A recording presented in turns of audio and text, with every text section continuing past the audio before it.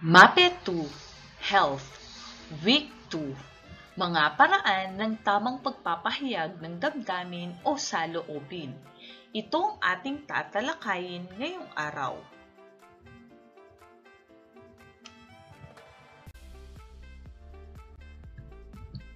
Kasanayang pagkatuto at koda. Expresses positive feelings in appropriate ways.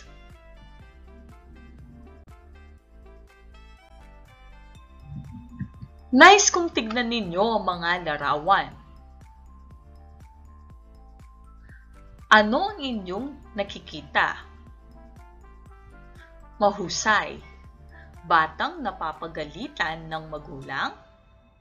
Batang may sakit, nadulas at napahiya? Batang hirap sa pag-aaral? Batang inaaway ng kanyang kalaro? At batang nasigawan ng ibang tao.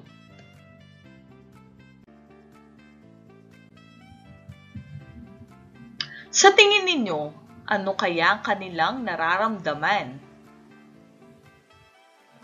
Sila ba ay masaya o malungkot? Nangyari na ba sa inyo ang mga sumusunod na larawan?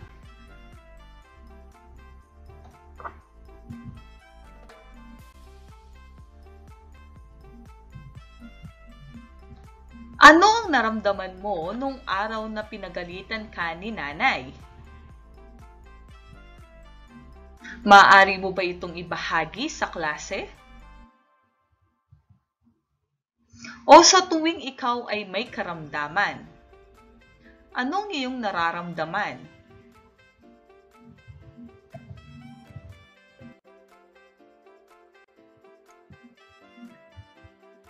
Kayo bilang mga bata, naranasan niyo na bang mapagalitan ng inyong mga magulang? Ang awayin ng inyong mga kalaro? Ang sumuko sa inyong pag-aaral?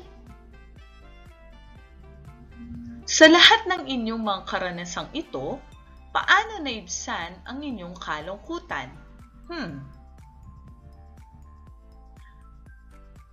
Lagi ninyong tatandaan na sa araw-araw ng ating buhay, dumadaan tayo sa iba't ibang mga pagsubok. May tanong ako sa inyo mga bata. Paano niyo naman naiibsan ang kalungkutan ng inyong mga kaibigan o kakilala? Kapag nakita mo ang iyong kaibigan na malungkot, anong iyong ginagawa? Paano mo siya napapasaya? Minsan, may nagagawa tayong kilos o bagay na imbes na maibsan o mawala ang kalungkutan ng iba, ay nakukuha pa nating lalo pang saktan ang kanilang damdamin nang hindi natin namamalayan.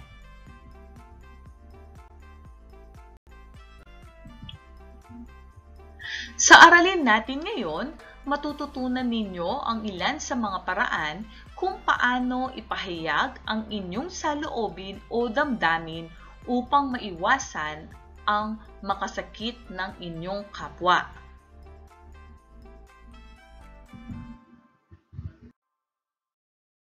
Narito ang ilang mga paraan ng pagpapahayag ng damdamin.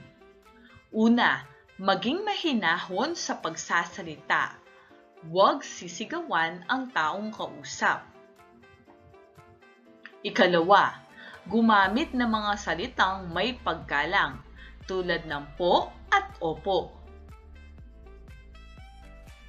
Ikatlo, isipin muna ang mga bibitawang salita, lalo na sa panahon na ikaw ay nagagalit. Hindi ba't kapag galit ang isang tao, may mga salita siyang binibitawan na nakakasakit sa damdamin ng taong kausap? Ika-4, maging mapagkumbaba sa ibang tao. Be humble. Kung alam mo na ikaw ang nagkasala, matutong humingi ng tawad. Ika-5, maging sensitibo sa damdamin at pangangailangan ng kapwa. Alamin ang kanyang pangangailangan. Kung meron siyang problema, maaaring makinig sa kanyang mga problema.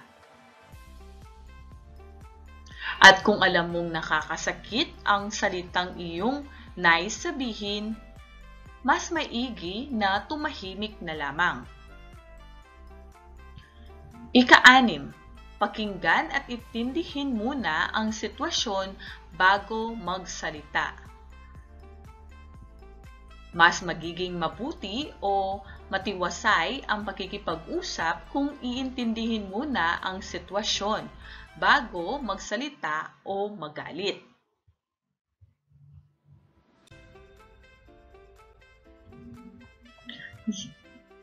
Kung sa lahat ng pagkakataon, maaalala mo ang mga nabanggit na mga paraan na inyong nabasa at natutunan, walang dahilan na kayo ay magkamali o makasakit ng damdamin ng inyong kapwa.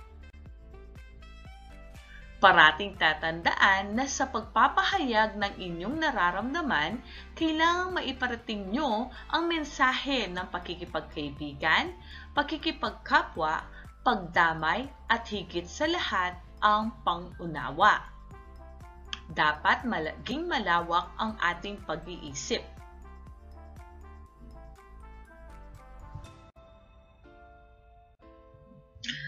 Ngayon ay magkakaroon tayo ng mga gawain. Gawain 1. Pumili sa mga larawan sa ibaba upang ilarawan ang tamang pagpapahayag ng saloobin. Isulat ang letra ng tamang sagot. Unang bilang. Sasabihan ko siya na magpahinga muna para makabawi ng lakas. Kanino mo ito sasabihin?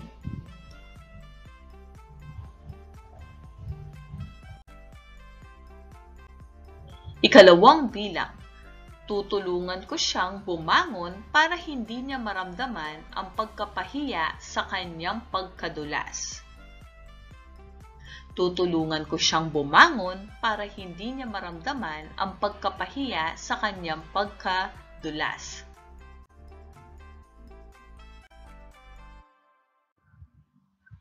Ikatlong bilang. Tutulungan ko siya sa mga aralin na nahihirapan siya. Tutulungan ko siya sa mga aralin na nahihirapan siya.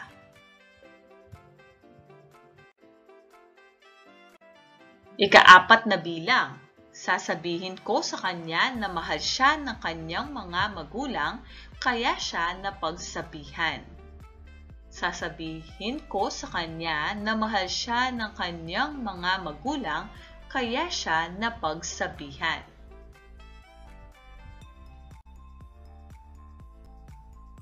Ika-5 bilang. Kakaibiganin ko pa rin siya hanggang maging mahinahon siya. Kakaibiganin ko pa rin siya hanggang maging mahinahon siya.